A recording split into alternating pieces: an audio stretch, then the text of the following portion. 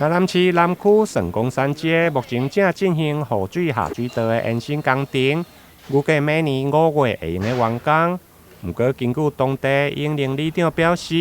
因为该里还有部分的住户40-50年来拢无自来水通好用，因此透过议员林美燕来订正，希望借由水利局下水道的时间过程，做伙来代谢自来水的外供延伸。在我们湾里省工山街这个部分，我们竟然看到，竟然没有自来水外管的延伸啊，这对我们地方来讲是一大的讽刺啦。所以今天我们有听到我们地方上反映出来了，我们也看到我们水利局现在正在进行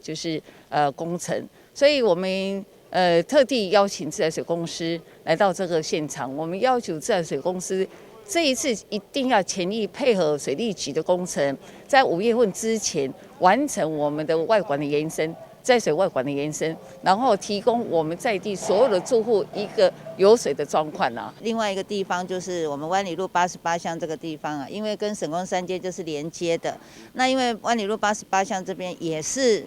同样的情形啊，也是同样的情形，那也刚好借由我们美苑议员这一次来跟自来水公司和水利局来配合，是不是同样可以在我们湾里路88巷这里延伸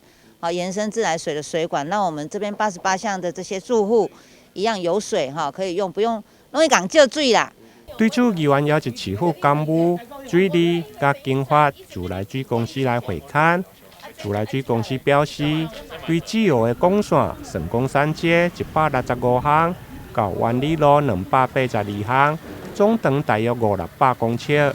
以1公尺5000来计算，需要的经费大约300-500万。自来水公司